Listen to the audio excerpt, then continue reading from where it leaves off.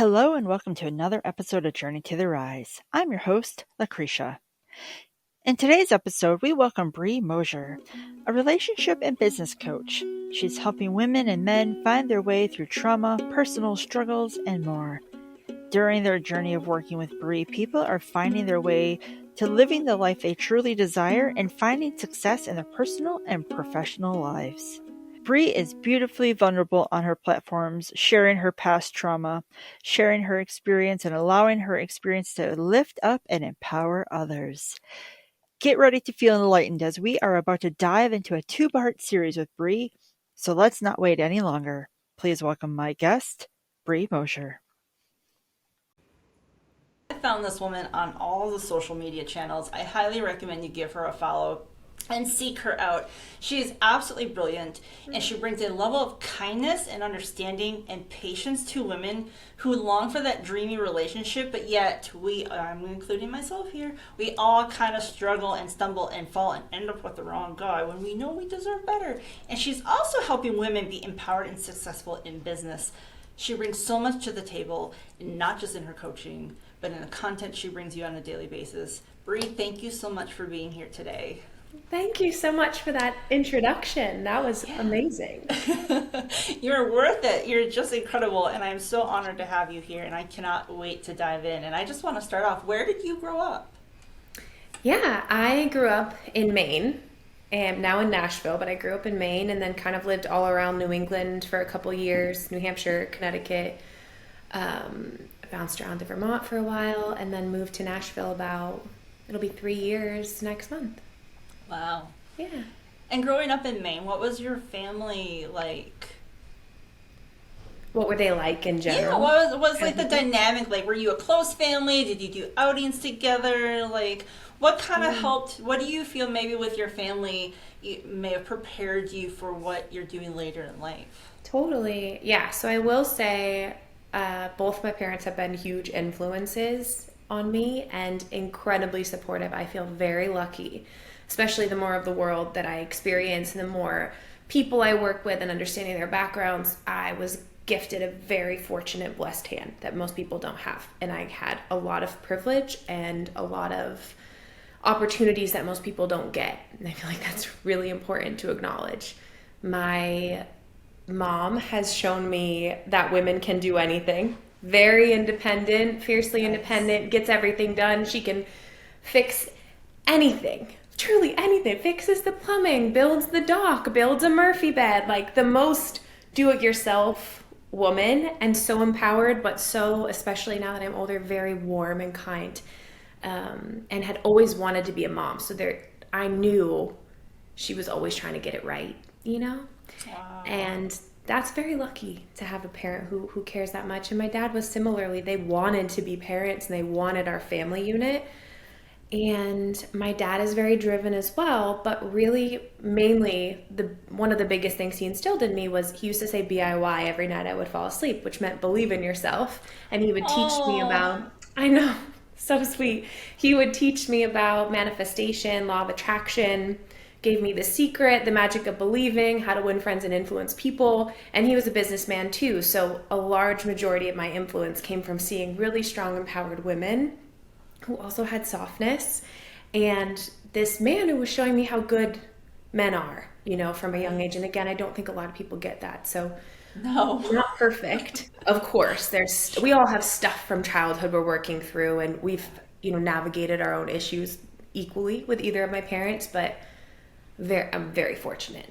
Amazing influences. Yeah. It's almost like a fairy tale, like something you would see in a movie that just hasn't been written yet. Yeah, and and of course there are issues, there's always some threads of family dysfunction, and as you get older you realize, oh, I'm kind of this way, and I think that came from mom, or I think that came from dad, or the dynamic I saw. So, like, for example, while my parents they're still married and they love each other deeply, but I never saw them work through conflict together. So for a long time I had this big aversion to conflict because I thought, well, the relationship is doomed. My parents have never fought. I don't know what that looks like. I didn't know how to work through conflict, and I feared it.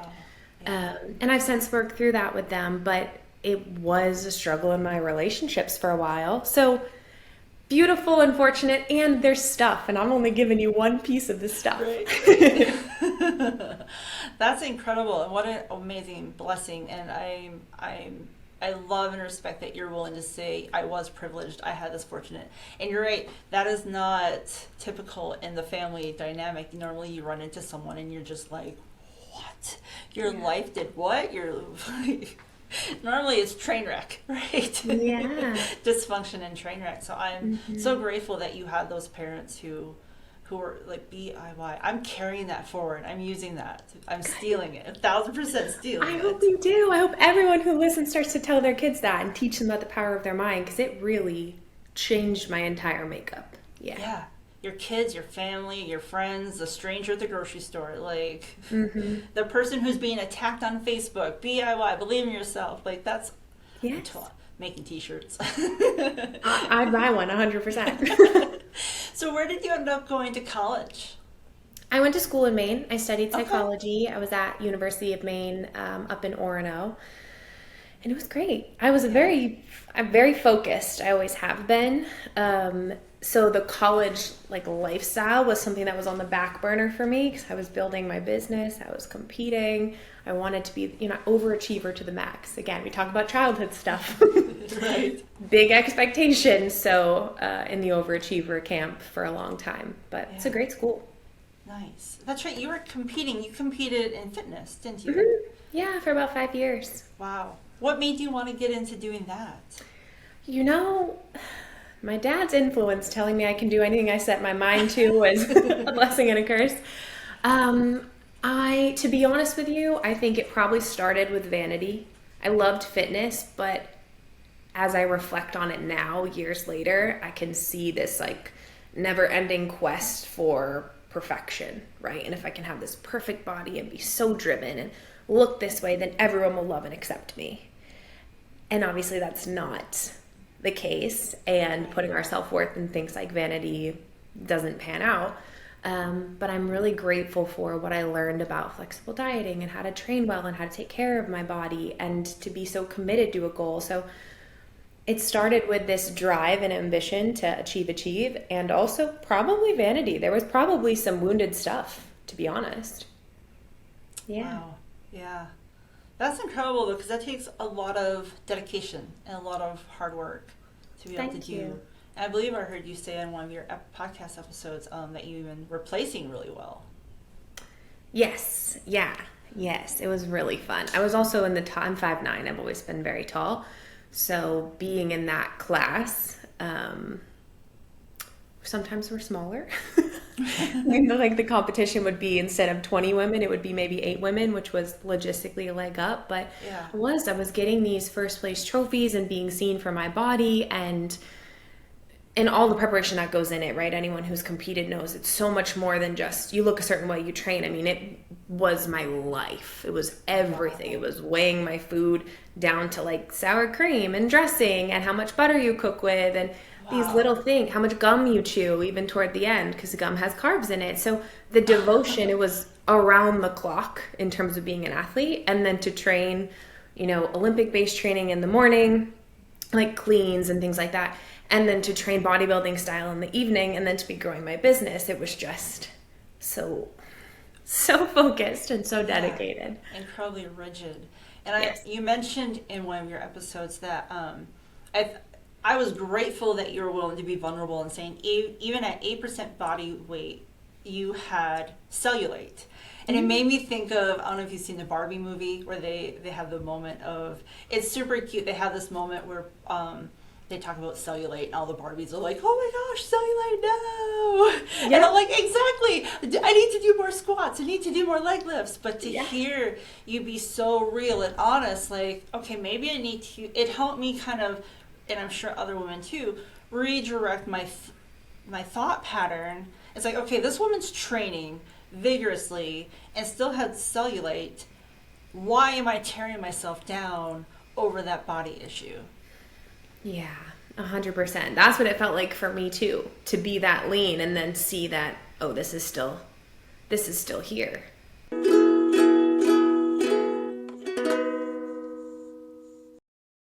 We're going to take a quick break, and when we come back, Bri shares how she put her own body in danger trying to reach fitness goals as she entered fitness competitions.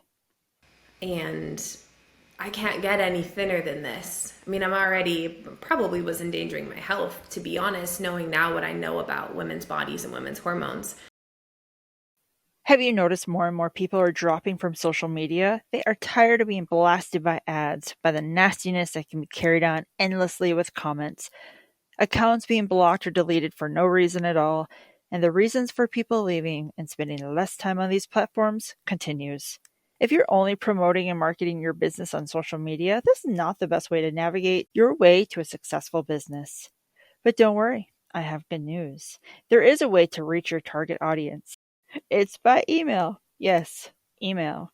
Email marketing is not dead. It is alive and well. Businesses utilizing a smart email marketing strategy can increase sales, make connections, and deliver a message that will be more reliably received than depending upon an algorithm that continues to change.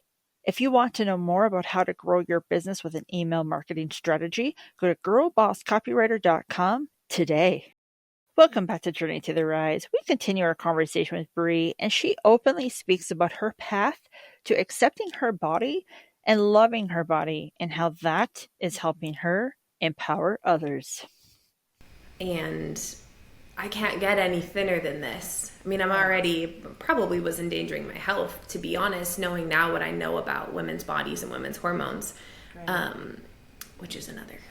We don't have to go down that road. But I did still have the cellulite, and it was beautiful because all these things that I thought would change when I was thinner, some of them didn't.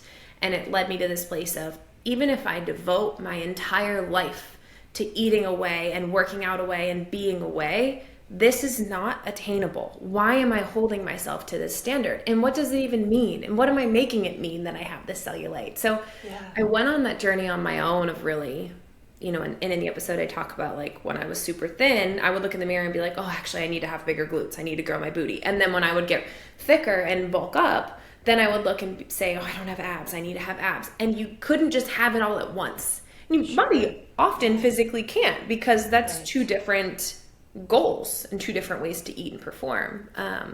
But it wasn't until I started dating my now partner where I really started to shift.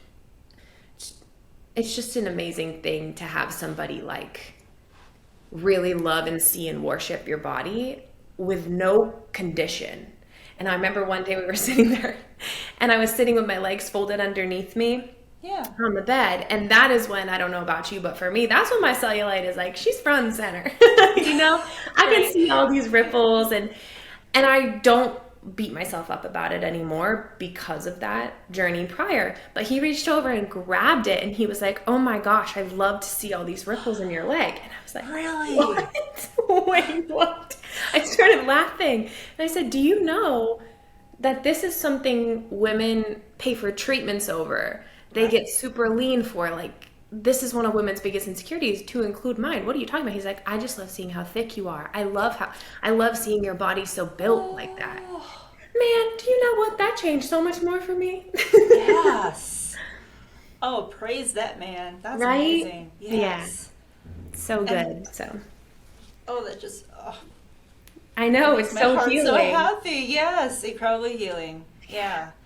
And so often I think we get hung up on the wrong things because, like, we see ourselves, we're judging ourselves, but, like, you're right. You have the right person, the right support in your life.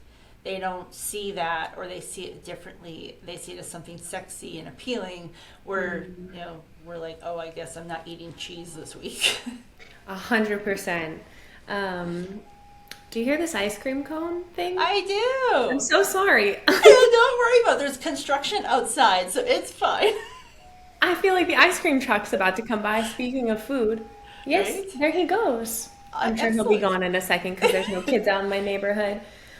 That's okay. There's a dump truck dipping or unloading stuff for pavement right now, so it's fine. I'm waiting for him to fire up again. Perfect. What were we saying about? Oh, I remember. Cellulite. Yes. Yeah, we were talking about cellulite. Yes. Oh gosh, I was going to say something important. Oh, prior to that experience, I'd gone on my own healing with my own body image and falling in love with my body, falling in love with all parts of my body. And the phenomenon that occurred and now occurs for my clients is as you reach levels of body acceptance and love, often partners will come in who not just meet that, but exceed it and ask you to see yourself even more in that light. So while I'd done all this work and I felt good about who I was, this person came in and was like reveling in my physique, my body, my mind in a way that I hadn't seen myself. And it allowed me to let even more love into my body for just as who she was. That's so good. Yes, and that is the experience of a lot of my clients after we do this work. They'll be like, he's worshiping my body in a way I never even thought it could be. And I said, I know, because when you get the right person, of course the universe wants you to see even more of how perfect you are. So of course he's going to come in and worship you even more than you do. Yeah. Yeah. And it's really beautiful that you are willing to talk about this because you are fit, you are healthy. And like for me, I'm not at my fittest where I want to be. So when I see someone who is fit and someone who I admire their fitness, and you were saying, oh, I was insecure about this and had this worry, I'm like, really? So I'm not alone here. No, I think every woman has insecurities, right? And even, I mean, you know, my clientele was really driven, successful women building beautiful companies and have achieved so much. And depending on where we achieve from, it can either come from a sense of worthiness, like I feel so good about myself and so I achieve these things, or I don't feel whole and complete and so I'm going to go achieve these things to make myself feel better as a way of trying to skirt around the wounding. I'm so terrified that I'm not good enough because of what I look like that I'm going to go, do all these procedures and do this massive training routine to try to get over it. But then it becomes conditional happiness, and so when the universe wants them to learn that lesson, they're still invited back to love themselves without all that stuff, be it achievements or bodies, That's goals. incredible. How beautifully insightful. Now, as you're studying psychology, is that where this started for you? Like, what?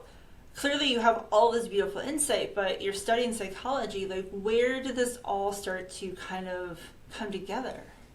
Yeah, it's a good question. I mean, I went into my degree undecided, so it wasn't like I went in wanting to study psychology, although it makes sense to me now looking back. Like reading personal development books at 14, 15, not normal. Not normal.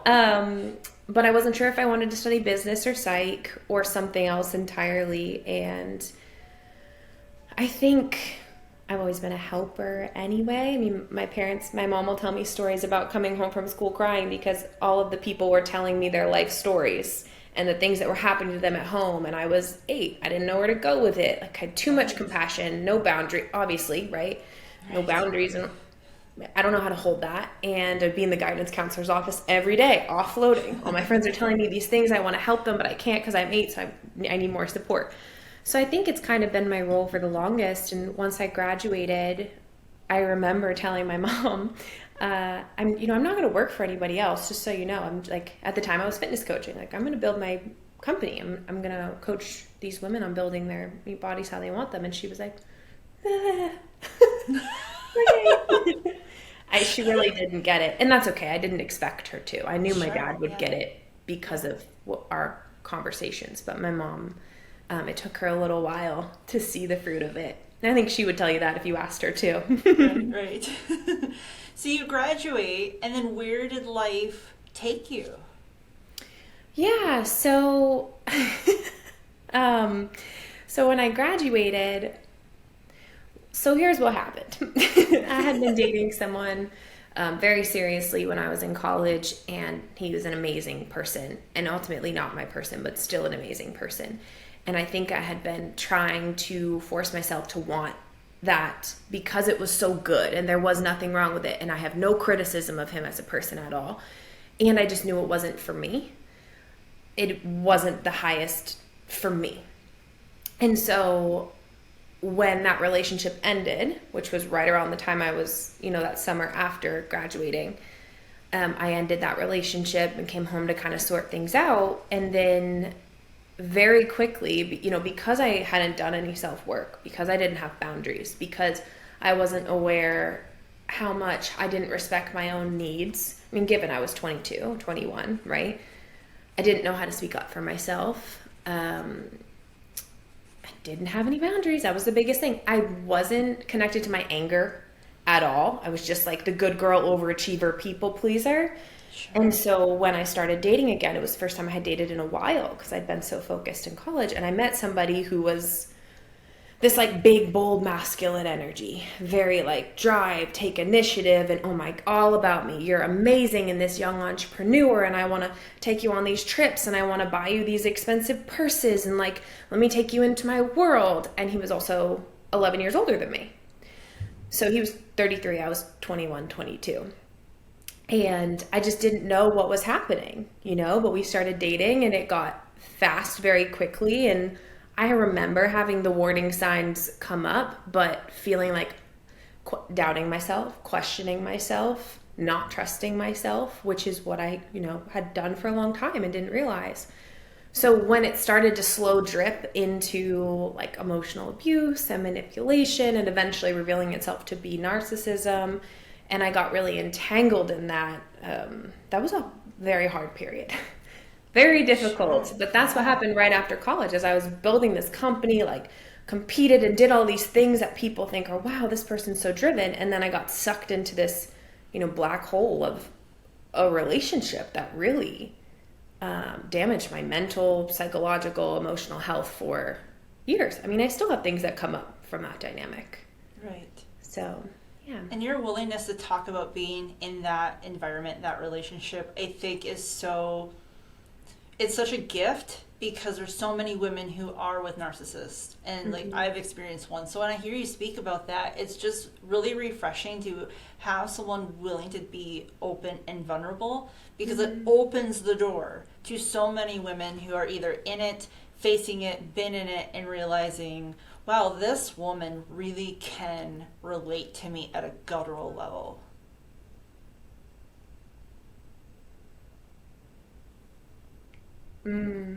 You've slowed down for just a second, but I think I heard everything you said. Okay. Yeah, no, 100%. And most of my, if not all of my clients come from a background of abuse because of that, because of talking about it. And for me, it's just not something that I feel shame, because I'm not the one who should feel shame about what happened, right? And that's kind of always the way I've oriented myself towards it. It's like, I'm not embarrassed there's only one person who should be embarrassed by this. It's not me. So how can I turn this, pain into something that really supports other people? And I feel very lucky, grateful, blessed to have helped so many of my clients get out of those situations and then go on to find healthy, happy love. And that's crazy. That makes it so worth it for me that if I had to do it again, I would do it again. Wow. Wow.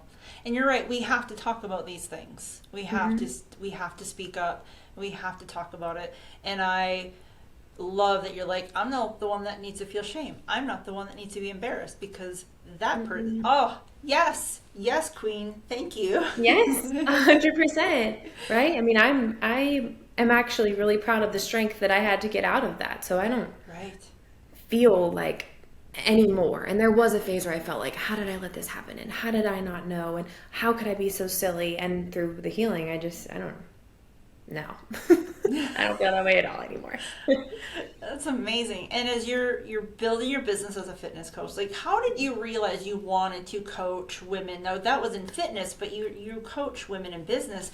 What was the connection for you to realize, hey, I want to help empower women in business? Yeah, so it was about the same time period, really, when I was in that relationship, in my early 20s, and the fitness-based business was growing very fast and easily. I made 100,000 or six figures my first year, and I thought, wow, this is kind of wild, like how this works. And what if, instead of changing people's bodies, I could help women build financial freedom and be in their purpose work and teach them how to be anywhere and monetize this skill? So I started to kind of phase out of fitness coaching because I felt more purpose and passion with business mentorship. And that was really rewarding to help clients in that aspect too, to leave their jobs and replace their full-time income as entrepreneurs and like expand their purpose. So much joy in that. Yeah. And did you go into any kind of specialized training, or did you just feel like you had the skill set and the knowledge to know how to help women? Yeah, well, my background was in psychology, and then I had done that, year and a half of building my business and seeing how it worked. So it sounds silly when I look back and go, wow, that version of me was a little delusional, but she's confident, and it Yeah. worked. The women that I worked with early on in building their businesses and teaching them law of attraction, manifestation. I'd also taken business classes, of course, when I was Right. any like extra credit that you had to get. I would always choose a business class. I'd be in accounting, I'd be in marketing, I'd be in all of those. So I had some formal training with my degree, but a lot of it was experience based. And I think that almost superseded in terms of being able to offer people wisdom and expertise, because it wasn't just an idea. I've studied business and here you go. It was like, no, I've built this business from the ground up and I can help you do the exact same thing. Yeah, yeah. So you have the skill set and you're willing to share it, and that's incredible. And I think it's interesting, you talk on your podcast with the Love of Men with Courtney Shand, you talk about putting the coach hat on, and I've heard you mentioned how you and Courtney often give like nuggets of information that opens a door to awareness.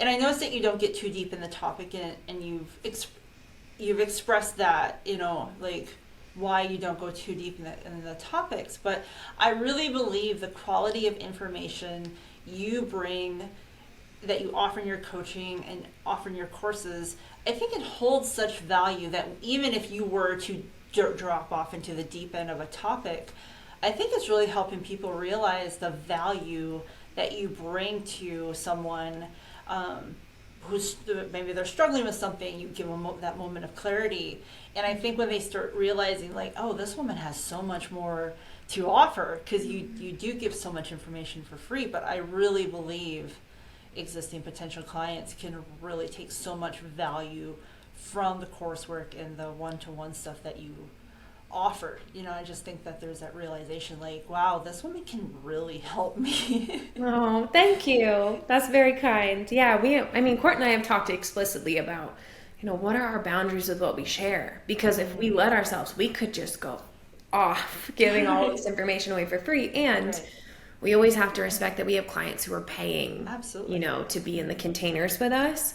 And so out of respect for them and for our own intellectual property, we reserve some things for what we keep for private course. clients, but we give away a lot for free because we want it to have that effect, right? We want you to feel super supported, and like the hour you spend with us on the show, you change every time. You get a lot of information, you shift, you can do something differently in your life and relationship. So I'm glad that that's received. It's absolutely received, and I think someone out there who is recognizing what you bring to the table, maybe they could go spend time on YouTube or this and that, but they're going to realize that journey can be shortened by working with Bri. Thank you. No, I appreciate that. Yeah. And so what is the process like when you sit down with a client who wants to be more successful in business? Maybe they're struggling to get her business where she wants it to be. Like, how does that begin with you? Yeah, so in terms of when I first meet somebody, I kind of figure out where they're at, and anybody that is already a current client will know we have a pretty extensive sales conversation so that I can make sure what they need is exactly what I offer, right? Like, this is the puzzle piece. I'm a big believer that the universe brings you the perfectly aligned people, whether it's dating or business. And I want to make sure it feels like a hell yes for both of us.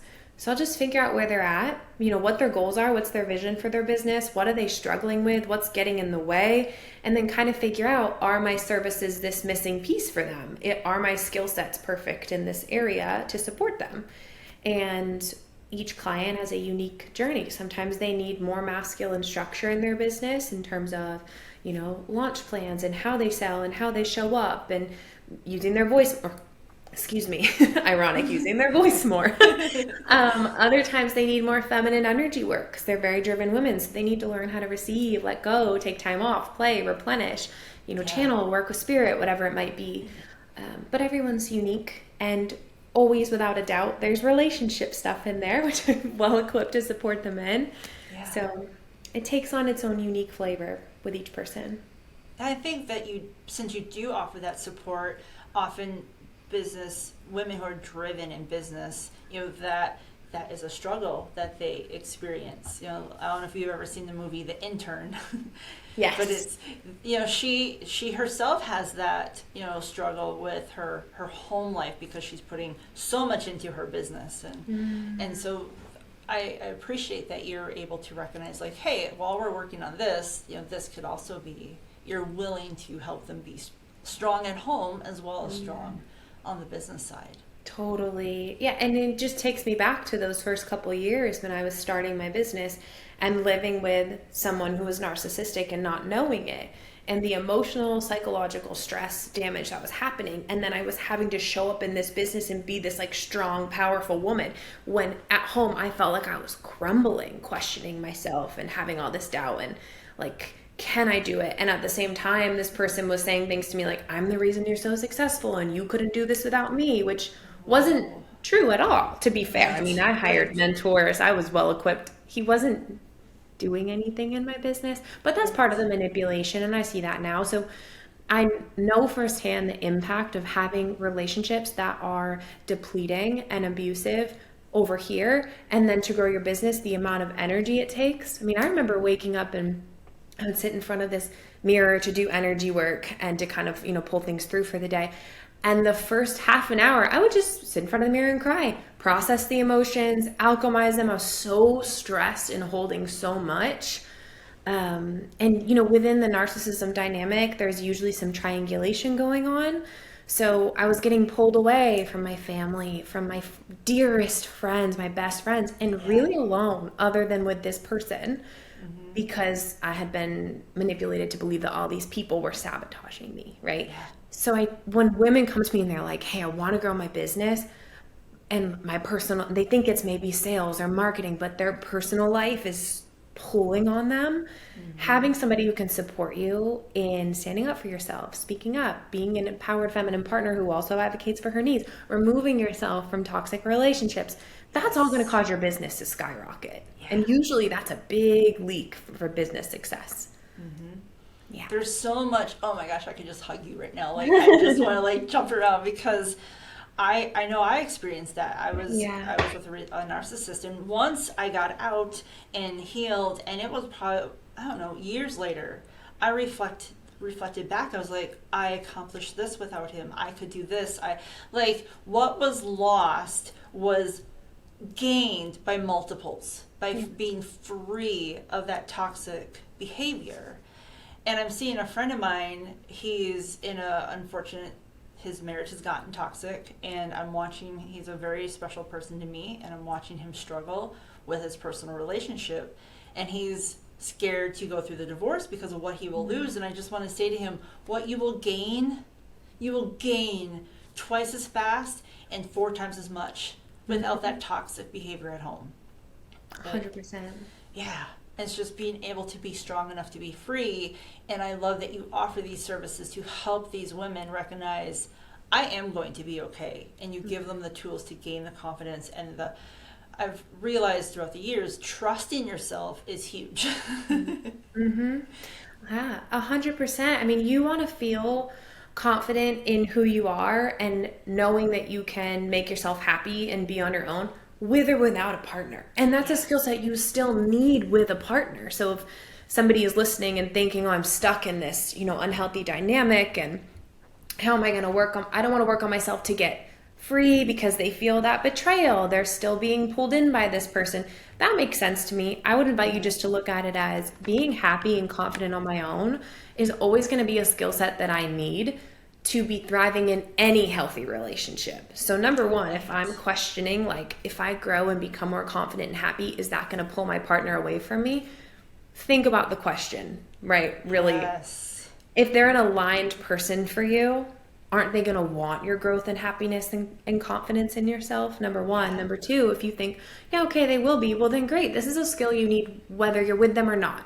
So I would work on this thing. And as you do, and as I have clients who do, the behavior from the partners that don't feel good or the misalignment in the partnership makes itself even bigger because now the gap is so much more palpable, right? Where they used to vibrate like, this is just an example, it's not a real thing, but if on a scale of 1 to 10, they vibrated at a 5, energetically when they're with that partner, and their partner matches them at a 5. As they start to raise their vibration and feel confident and healthier, they move up to like an 8. Now you can feel the gap, and you're going, wow, every time I'm around this person, they pull me down.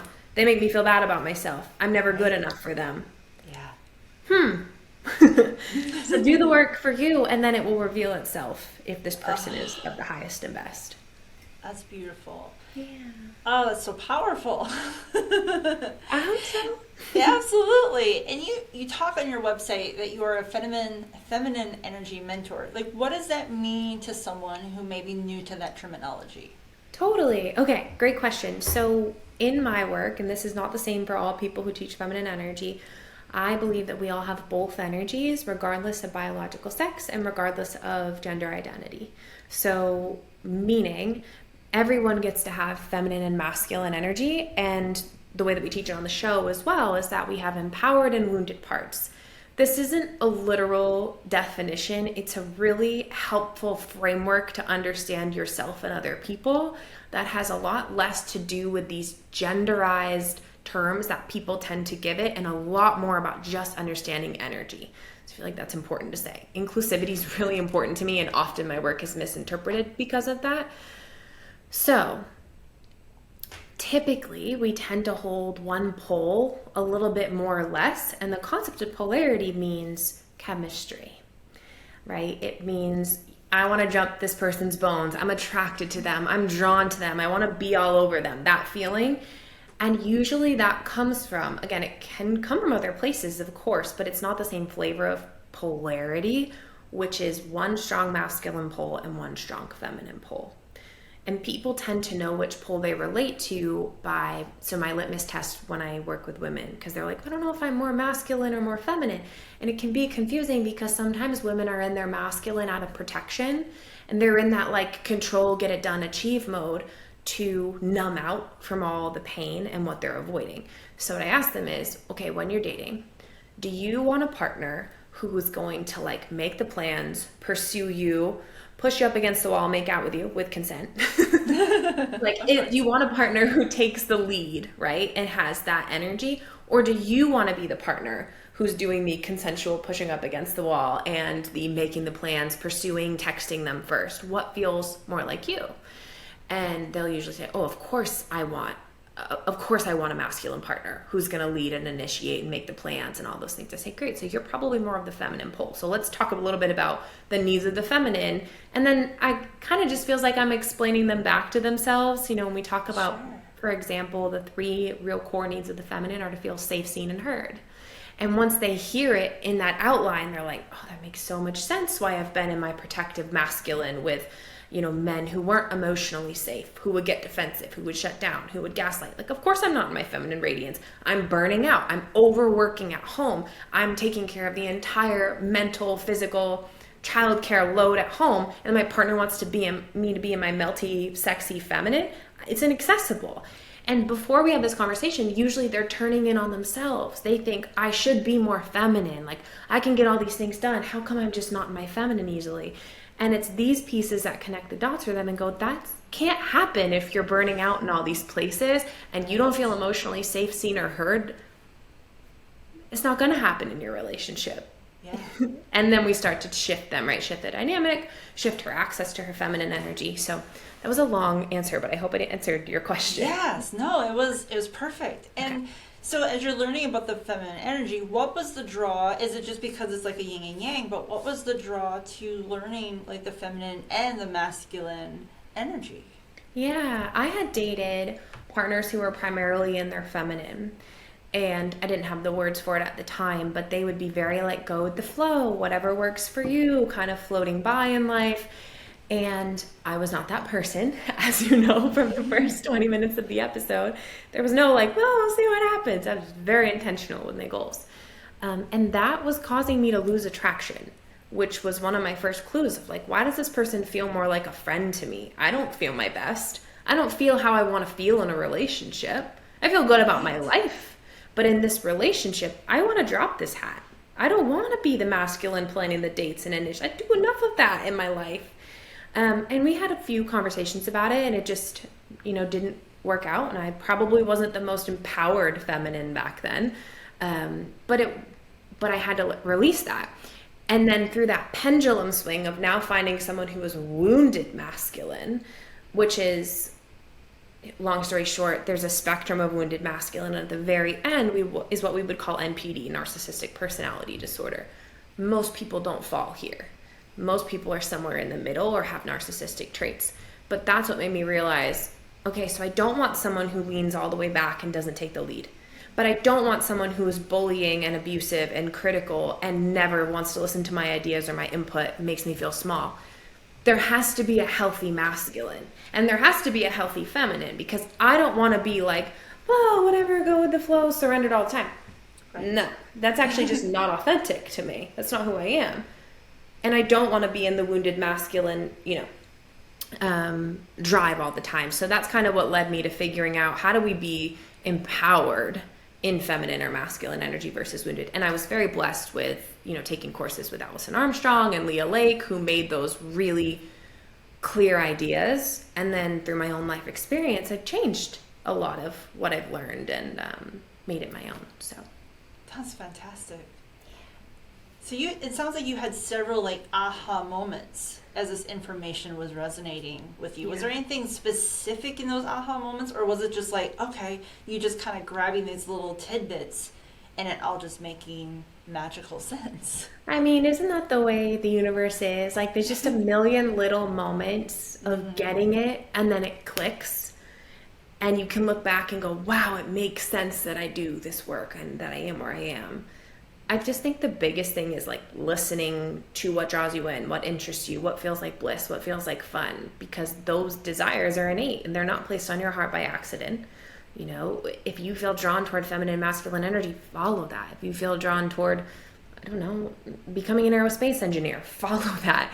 Right. Your desires are innately, I believe, placed on your heart by the universe because they're leading you down your soul path. Yes. So with that knowledge, just kind of kept doing what felt good, and then I would gain clarity. But I will say the abusive relationship was probably the biggest awakening that was the biggest aha, and it was 1,000 little aha moments. And I really believe that, and I say this to my friends all the time, and I've said this to strangers, go do what brings you joy, because that's what the world needs more of. Yes. And I think I also learned, Brittany Turner in her podcast spoke about this, because she was in an abusive relationship and she's very, very into her religion, and this partner was using that against her. Mm-hmm. But she speaks about how what she went through, and I just think of her statement when it comes to you and myself and probably many other women, what she went through, she feels she went through and survived because it allows her to be relatable to other women.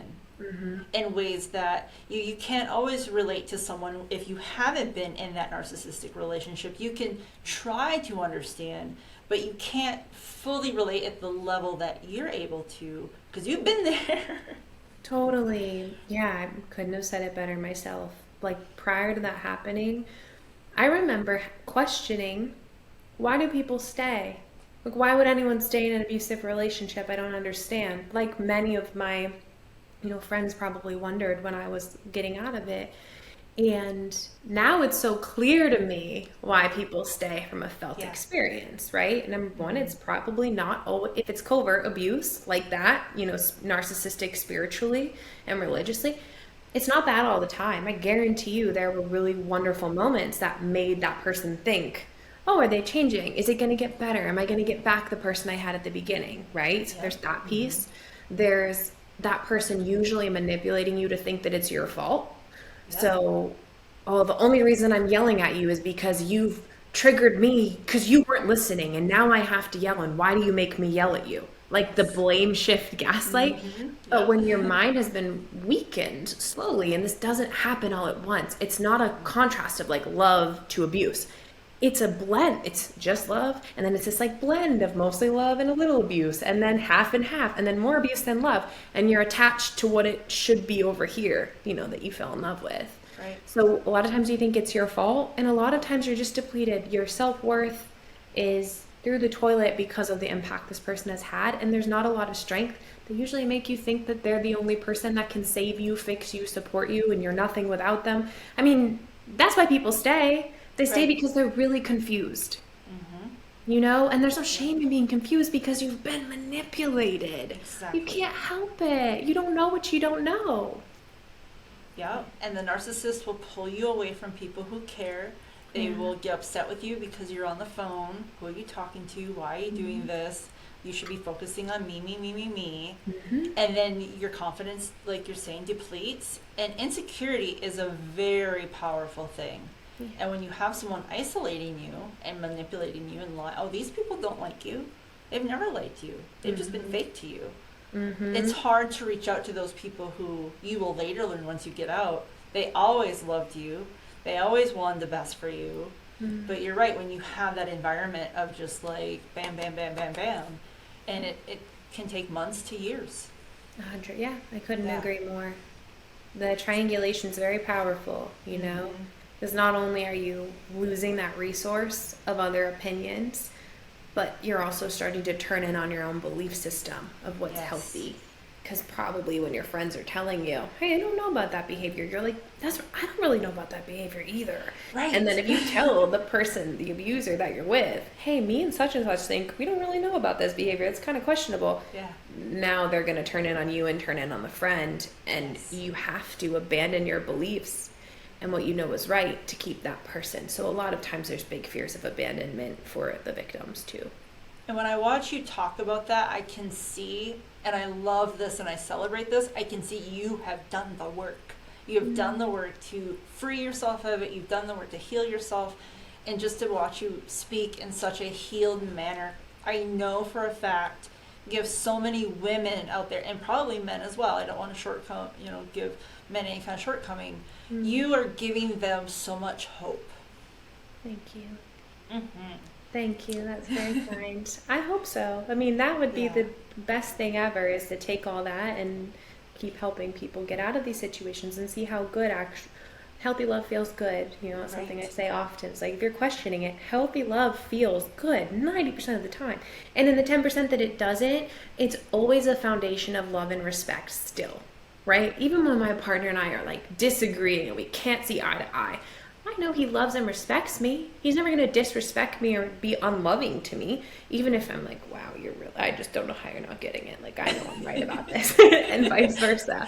Right. Love and respect is still there, and that's the caliber I think everyone gets to hold for all relationships in their life.